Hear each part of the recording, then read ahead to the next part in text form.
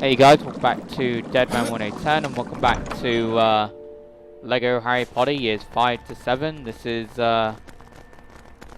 of course the showcase videos that we've been doing for this game.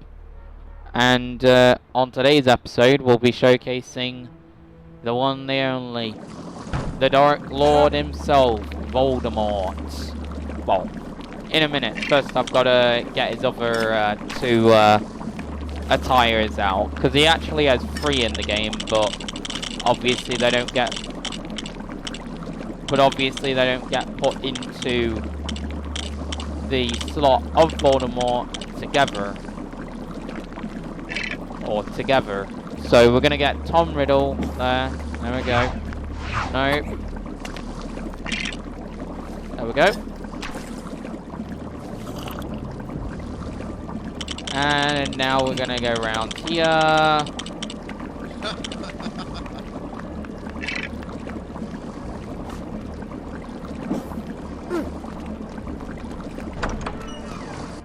There we go.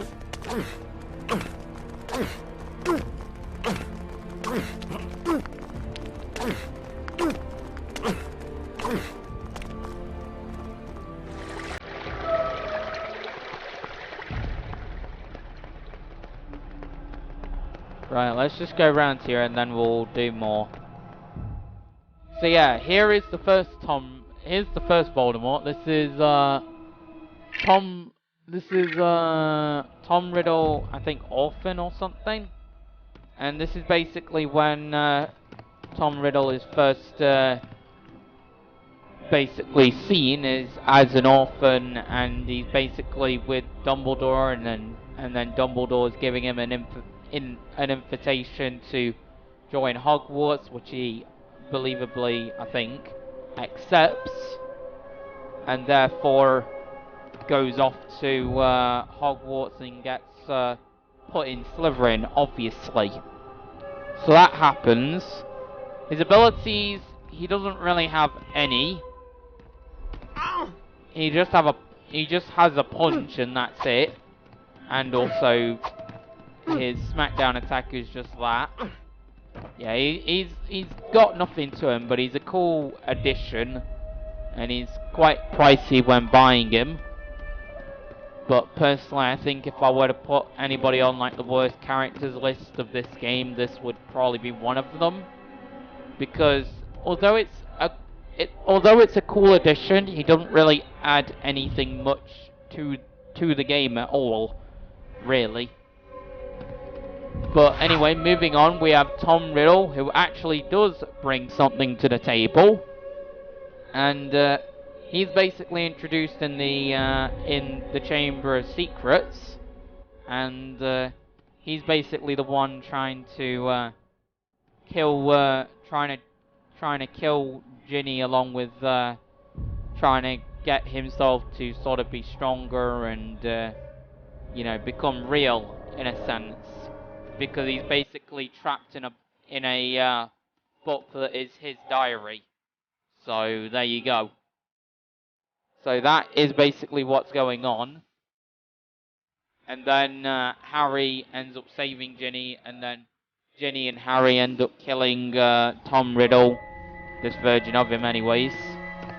And therefore he would eventually obviously cease to exist, and therefore that would begin Ginny Weasley and Harry Potter's relationship, pretty much. Now we have the star of the show, Lord Voldemort himself, and he looks awesome, by the way, might I add. And information about, well, first let's look at the abilities of Tom Riddle. So he has his Luminous Slom, which is basically a light up spell, so he has that. He has the Definitive, or whatever it's called, spell, which is that little mini-game cut-out puzzle that you get in the game. And then he has his trademark, and then he has his trademark Avada Kedavra. That's what he has here, so he has that. He has Wingardium Leviosa. He has Reducto. He has Expelliarmus. Or Expecto Patronum, not Expelliarmus. My bad. And then he has Forest. So there you go. Okay, I never knew that that's how small characters fall down, is like that. That's quite funny. I like that. And then he has his Aquamenti spell, obviously, because every character pretty much comes with that. Or comes with that. So there you go. That just so happens to be what is available for Tom Riddle. Moving back along to Lord Voldemort, he has the same abilities apart from Expecto Patronum. So he has the Light Up spell, Defendu, Avada Kedavra, Wingardium Leviosa, Reducto, and Forest, or whatever it's called. I can never say it right.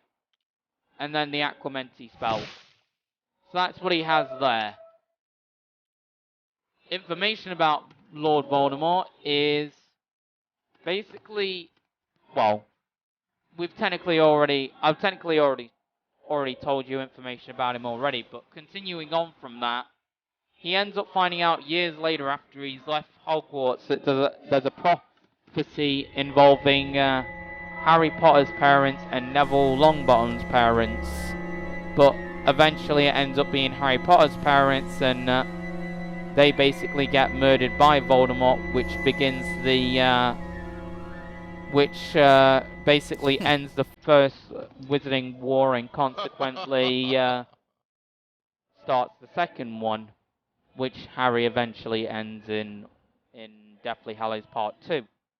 But yeah, so that happens, and then years later, 11 years later, or later, Harry would get sent to Hogwarts and then later face off against Voldemort, but thanks to Harry destroying Voldemort and becoming the one who lived along with his parents obviously being killed, he isn't back to his true form yet, so he's having to possess one of the professors, which is Professor Quirrell, who was the Defense Against the Dark Arts teacher for that movie, and then he gets killed because of the possession of him by Voldemort. So he goes up against Harry for the first time in basically like 11 years or something. And then Goblet of Fire rolls around, and then he finally returns back to his true form with the death of Cedric Diggory and Harry's blood and Wormtail, aka Peter Pettigrew's hand, and a baby that looks remotely like him. So that's basically the pieces that were put together in order to bring Voldemort back to his true form. And that came at the expense of Cedric Diggory as well, because he died around that point as well. In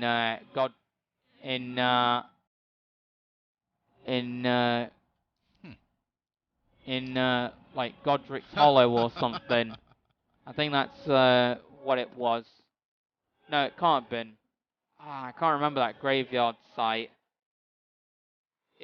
Yeah, it was Little Hangleton. Yeah, it was that. So, yeah, it was basically a graveyard where Cedric died, and then Voldemort returned back to his true self from 13 years or 14 years ago at that time, for when he got killed by Harry and Harry's mother and father got killed. And then Order of the Phoenix rolls around, and he basically goes into battle against Dumbledore, and they basically have a duel, which looks visually quite stunning in the film, in my opinion. Like, it honestly is. And yeah, they have a duel, and in the midst of all that, Harry joins in, but he wasn't, all in it. And then they vaguely make it out of there alive. And then Half-Blood Prince, nothing much really goes on with Voldemort, really, other than the fact that he steals Dumbledore's wand in like the post-credit scene of that movie when Dumbledore dies. That's really the only thing that happens with Voldemort during that movie, really. To be completely honest with you. And then Deathly Hallows Part 1 rolls around where Voldemort and a bunch of his other